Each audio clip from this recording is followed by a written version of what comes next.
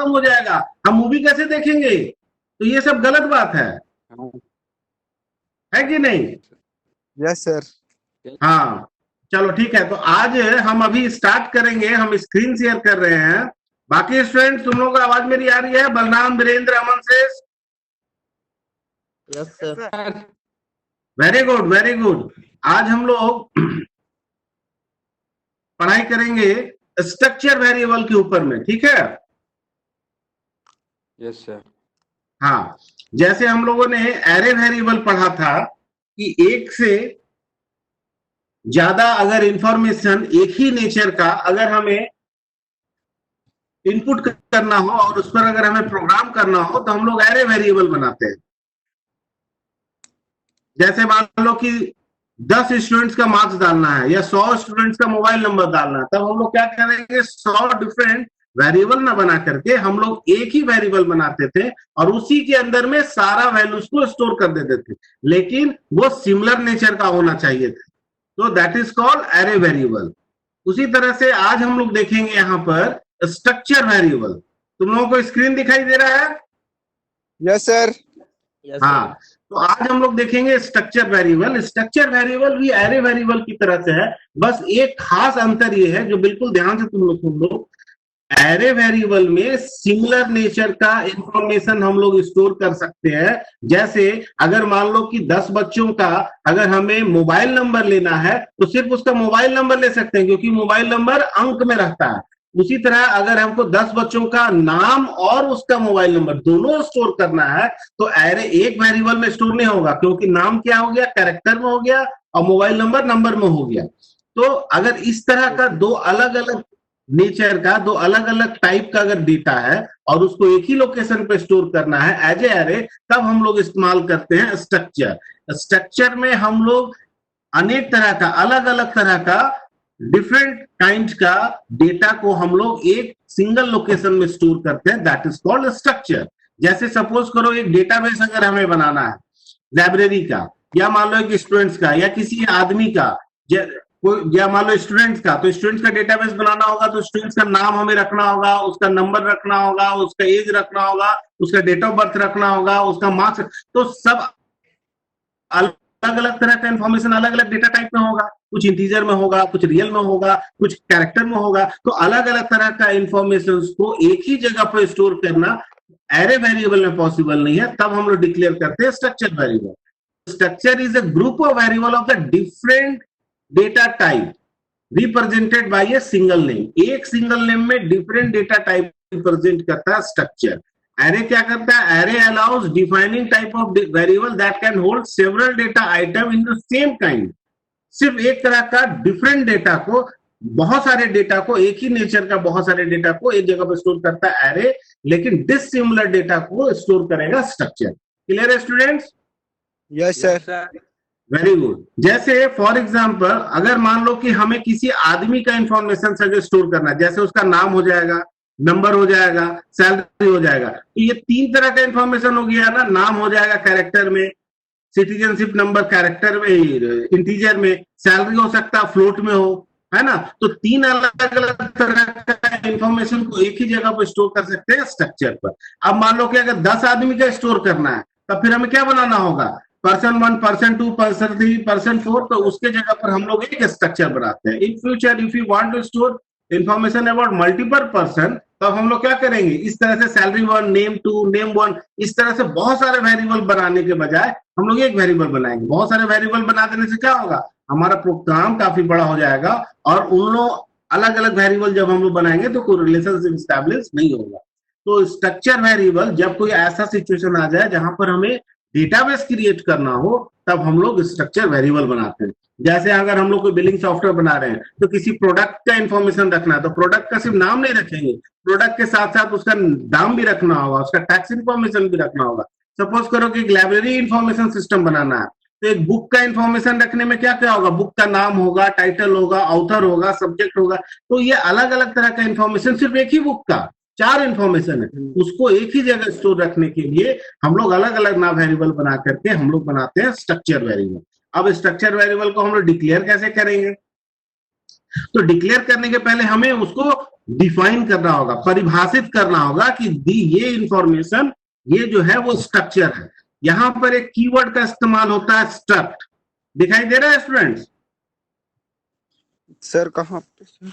यहां पर देखो STRUCT, हाँ Yes, sir. ये होता है कीवर्ड।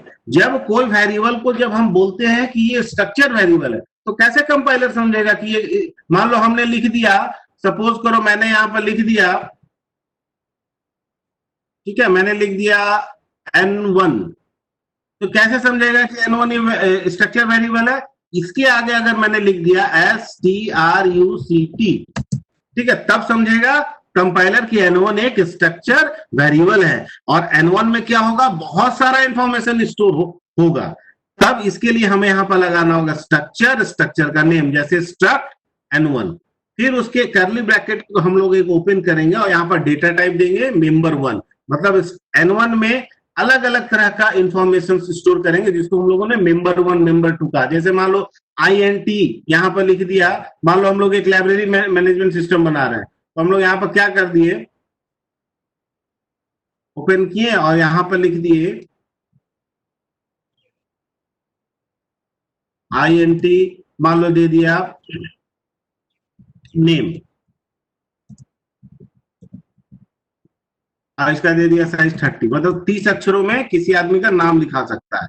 उसी तरह से फिर मान लो यहाँ पर दिख रहा है ना जो मैं लिख रहा हूं? Yes sir. अब दे दिया फ्लो, इसका दे दिया सपोज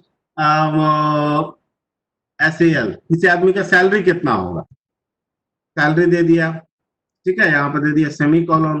देख रहे हो, अलग अलग नेचर का वेरिएबल को हम स्टोर कर रहे हैं ना, कहाँ स्टोर होगा, ये N1 में स्टोर होगा। उसी तरह से फिर मान लो कि हमने दे दिया इसका INT, दे दिया सपोज करो इसका नंबर NUN, ठीक है, और यहां पर दे दिया इसको इस तरह से ब्रैकेट क्लोज। तो ये क्या बन गया हमारा, N1 नाम का एक मेमोरी लोकेशन में 3 इंफॉर्मेशन डालेगा, ठीक है, नेम, सैलरी और नंबर, किसी भी आदमी का। तो इस तरह से अलग अलग तरह का इंफॉर्मेशन को हम लोग सिंगल लोकेशन में स्टोर कर सकते हैं, दैट इज कॉल्ड स्ट्रक्ट। अब यहाँ पर तुम्हारे मन में क्वेश्चन उठ रहा होगा कि ये N1 बना, मान लो 10 आदमी है, तो क्या हम 10 तरह का लिखेंगे, N1 N2 N3? यहाँ पर अब ये तो एक ही आदमी का, एक ही जैसे यहाँ पर N1 छोड़ दो, यहाँ पर दे दिया मैंने सपोज करो इस वेरिएबल का नाम दे दिया मैंने EMP, मतलब EMP में किसी भी आदमी का डेटा स्टोर होगा। अब EMP में कितने आदमी का डेटा स्टोर होगा, हम कितने आदमी का नाम, सैलरी और नंबर हम स्टोर कर सकते हैं। तब यहाँ पर अभी चूंकि यहाँ पर EMP में ये मैंने डिफाइन नहीं किया है, तो बाय डिफॉल्ट ये एक आदमी का स्टोर तो जरूर करेगा, लेकिन वो एक आदमी का भी स्टोर करने के लिए भी हमें यहाँ पर उसका नाम देना होगा, जैसे N1 या दे दिया हमने P1, मतलब पर्सन 1, एक आदमी का वो क्या करेगा, स्टोर करेगा। तो उसको यहाँ पर लिखेंगे P1 सेमीकोलन। अब मान लो कि अगर मैं 10 आदमी का नाम हमें डालना है, 10 आदमी का डेटा डालना है, तब हम P1, P2, P3, P4 इस तरह से हम लोग बनाएंगे। समझ में आ रहा है मेरी बात? Sir Yes, sir. अगर हाँ, अब लेकिन मान लो कि मान लो कि अगर अब 100 आदमी का करना है, तो 100 तरह का हमें वेरिएबल बनाना होगा। तब उससे बचने के लिए हम लोग क्या करेंगे, हम लोग इस तरह से वेरिएबल ना बना करके यहाँ पर एरे बना देंगे P100, समझ आए? तो देखो ये जो मैंने बनाया, ये स्ट्रक्ट EMP नाम का एक वेरिएबल बना, जिसके अंदर में 100 P मतलब कि एक वेरिएबल है जिसमें 100 आदमी का डेटा डाल सकते हैं, उसका नाम, सैलरी और नंबर। अब कैसे करेंगे उसको आगे हम लोग देखते हैं।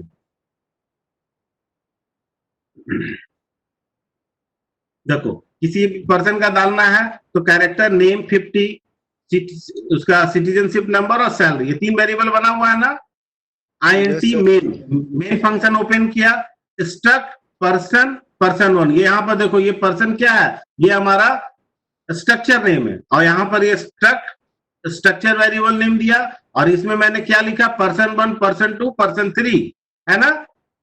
तो यहाँ पर 3 आदमी का डेटा को डालेगा। अब यहाँ पर इसको अनदर वे में कैसे कर सकते हैं हम लोग, पर्सन 1, पर्सन 2, पर्सन 3, जैसे मैंने ऊपर में बताया था, है ना। अब यहाँ पर 3 आदमी का डेटा को डालने के लिए उसी तरह से देखो, यहाँ पर मैंने एक प्रोग्राम बनाया है। मान लो किसी लड़के का हमें नाम डालना है, रोल डालना है, उसका मार्क्स डालना है, तो मैंने क्या बनाया, hash include std.h, hash exclude string.h। String इसीलिए लिया क्योंकि नाम हमें डालना है, यहाँ पर कैरेक्टर नेम, उसका रोल डाले, मार्क्स डाले। और हमने इस स्ट्रक्चर में कितने आदमी का नाम डाल रहे हैं, सिर्फ एक बच्चों का नाम डाल रहा है, क्योंकि सिर्फ एस लिखे है ना, यहाँ पर सिर्फ एक ही बच्चे का डिटेल यहाँ पर जाएगा, लेकिन 3 तरह का डिटेल। तो हम यहाँ पर मेन पहले तो हम लोग क्या किए, स्ट्रक्चर वेरिएबल हमने डिक्लेयर कर दिया ऊपर में, मेन के ऊपर में। उसके बाद लिखा print of inter information, information enter the name, format string S. यहाँ पर देखो ये जो एस है, ये एस क्या है, structure variable name. Structure variable name मतलब ये वाला वेरिएबल, ठीक है। एस डॉट नेम यहाँ पर देते हैं इस तरह से, एस डॉट नेम। नेम कहाँ जाएगा, एस मतलब हो गया ये वाला वेरिएबल, और कहाँ चला गया उसमें, नेम यहाँ पर चला गया। तो एस डॉट नेम में कहाँ चला जाएगा नंबर, जब नाम डालेंगे तो इसमें नाम स्टोर हो जाएगा 50 अक्षर में। फिर इंटर रोल नंबर, तो यहाँ पर क्या हुआ, format string D address of S dot role. Address of operator मतलब कि एड्रेस, कहाँ का एड्रेस है, एस मतलब स्ट्रक्चर, डॉट रोल, रोल देखो यहाँ पर।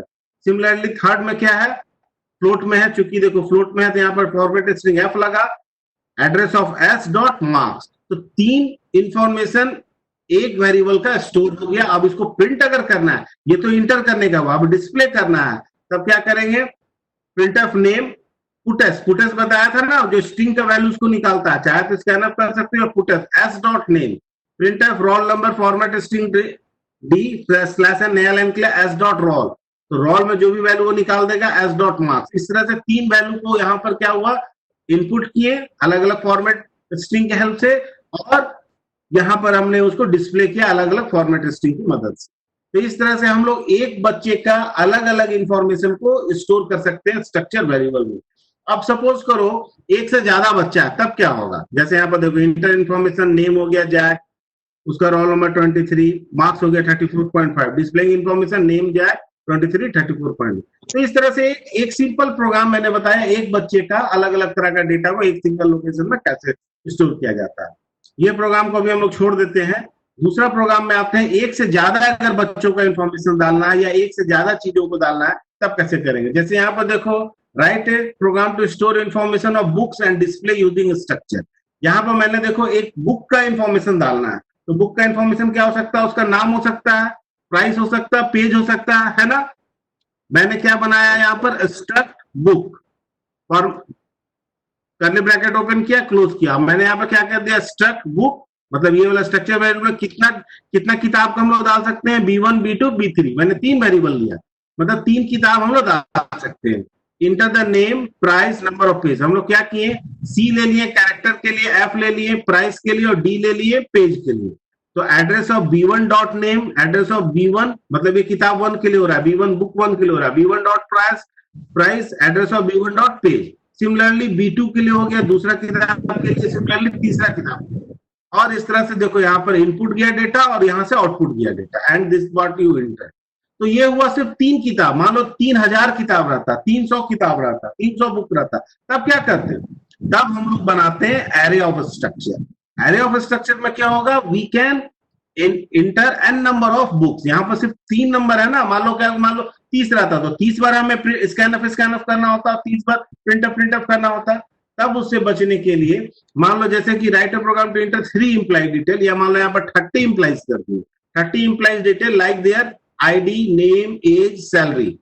ये क्वेश्चन, ये प्रोग्राम को ध्यान से समझो, एक क्वेश्चन है, write a program to enter 30 employee details. हमें 30 इम्प्लाई का डेटा डालना है। क्या क्या डालना है, उसका आईडी नंबर, नाम, उम्र, तनख्वाह, ये 4 इंफॉर्मेशन हमें डालना है यूजिंग एरे ऑफ स्ट्रक्चर। ये क्वेश्चन आ सकता है, बहुत बार पूछा जाता है, write a program to enter 30 employee detail. तो जहां पर देखोगे कि एक से ज्यादा डेटा डालना हो सिमिलर नेचर का, तब हम लोग बनाएंगे स्ट्रक्चर वेरिएबल। तो हमने यहाँ पर देखो बनाया hash include std.h struct imply. ये क्या हुआ, imply is a structure variable name, और इसमें हमने 4 मेंबर बनाया, आईडी एक मेंबर, नेम एक मेंबर, एज मेंबर और सैलरी। अब जिस नंबर का, जिस नेचर का मेंबर, उस नेचर का हमने यहाँ पर डेटा टाइप दिया, इंटीजर दे दिया आईडी के लिए, कैरेक्टर दे दिया नेम के लिए, इंटीजर दे दिया एज के लिए, फ्लोट दे दिया सैलरी के लिए, ब्रैकेट बंद कर दिया, स्ट्रक्चर वेरिएबल बन गया। अब इस स्ट्रक्चर वेरिएबल में हमें 30 आदमियों का डेटा डालना है, तो हमें एक एरे वेरिएबल बनाना होगा। देखो INT आई ले लिया, काउंटर वेरिएबल स्ट्रक्ट इम्प्लाई, मतलब देखो स्ट्रक्ट इम्प्लाई मतलब इस एरे स्ट्रक्चर वेरिएबल में मैंने एक वेरिएबल ऑल डाला EMP, वहां पर मैंने उसका साइज कितना डाल दिया 30, मतलब कि एक EMP वेरिएबल जो बना ये एरे वेरिएबल बना, किसके अंदर में, structure variable. Structure variable already मैंने डिफाइन कर दिया, इस स्ट्रक्चर वेरिएबल में मैंने एक एरे वेरिएबल बनाया EMP जो कि 30 इंप्लाई का डेटा को डालेगा। फॉर लूप की मदद से आई जब हमारा 0 है, आई यहाँ पर लेस देन 30 और आई प्लस प्लस, तो ये 30 बार लूप घूमेगा और 30 बार ये प्रोसेस को कंप्लीट करेगा। Enter the detail of first imply, inter imply number, inter imply name, देख रहे हो EMP i.id, मतलब ये एरे वेरिएबल हुआ, एरे वेरिएबल में हमने यहाँ पर i लगा दिया, तो i का वैल्यू 0 है, तो अभी 0 वाला इंडेक्स वैल्यू में चला जाएगा हमारा उसका ID, फिर उसके बाद डॉट नेम, फिर नेम चला जाएगा, फिर एज चला जाएगा, सैलरी चला जाएगा। इस तरह से ये कितनी बार घूमेगा, 30 बार घूमेगा, क्योंकि काउंटर वेरिएबल यहाँ पर 30 है, तो 30 बार हमारा डेटा स्टोर हो गया, 30 स्टोर। तो एरे वेरिएबल से अब जब इसको निकालना है तो फिर से एक फॉर लूप लगा दिया, प्रिंटफ, जैसे हमने एरे में पढ़ा था, detail of employee I equal to 0, I less than यहाँ पर 30 फिर से देना होगा और आई प्लस प्लस। अब बस एक लाइन में ये सारा इंफॉर्मेशन प्रिंट कर देगा। देखो /t और /n का मैंने प्रयोग करते हुए सारा डेटा स्टोर हो गया, EMPi.id, EMPi.name, EMPi.age, EMPi.salary। /n मतलब कि हर बार नया लाइन लेगा और टैब लेते हुए वो प्रिंट कर देगा। देखो इस तरह से, enter the detail of first imply, enter the detail of second imply, इस तरह तो आउटपुट स्क्रीन पर आएगा। 3 इंप्लाई, उसी तरह 30 इंप्लाई का डेटा हुआ और इस तरह से देखो डेटा यहाँ पर प्रिंट हो गया। समझ में आया स्टूडेंट्स ये प्रोग्राम? तो एक बार तुम लोग इसको ड्राई रन करोगे कॉपी में, देखो ये सारा नोट्स मैंने स्वाध्याय में अपलोड कर दिया है, तुम लोग स्वाध्याय को ओपन करो, ठीक है। और देखो मैं यहाँ पर एक फाइल एक और खोल रहा हूं, अभी मैं इसको स्टॉप कर रहा हूँ शेयरिंग, क्योंकि मैं यहाँ पर कितना भी बोलूं, मैं अभी इस शेयरिंग को जस्ट ऑफ कर रहा हूं और मैं एक फाइल ओपन कर रहा हूं, एक्सेल फाइल, सो दैट कि तुम लोग उस चीज को भी ध्यान से देखो। देखो मैं अभी खोल रहा हूं, एक एक्सेल फाइल शेयर कर रहा हूं, जहां पर तुम लोगों का LMS का यूजर नेम और पासवर्ड लिखा हुआ है, इसको सब लोग अभी नोट कर लो। तुम लोगों को दिख रहा है अपना यूजर ID पासवर्ड LMS का स्टूडेंट्स? हेलो, हाँ तुम लोग कौन कौन नाम बताओ अपना अपना, तुम लोग यहाँ से पढ़ के बता देते हैं, तुम लोग नोट कर लो उसको, या तो मैं चैट बॉक्स में डाल दूंगा। सर नोट कर लिया। अंकुर तुम तो नोट कर लिया, बाकी स्टूडेंट्स? सर हम नोट कर लिया। क्या नाम है तुम्हारा? अमन सर। अमन, कहाँ पर है तुम्हारा? क्या लास्ट में UID? सर 9। 9 नोट कर लिया अपना UID पासवर्ड। और बलराम, हम सभी को लॉगिन देखना चाहते हैं स्क्रीन पर, आज रात में हम डेटा देखेंगे कौन कौन बच्चा स्वाध्याय में जाकर के लॉगिन किया है, ठीक है ना। स्क्रीन को बंद कर दें, ये वाला स्क्रीन को स्टूडेंट्स।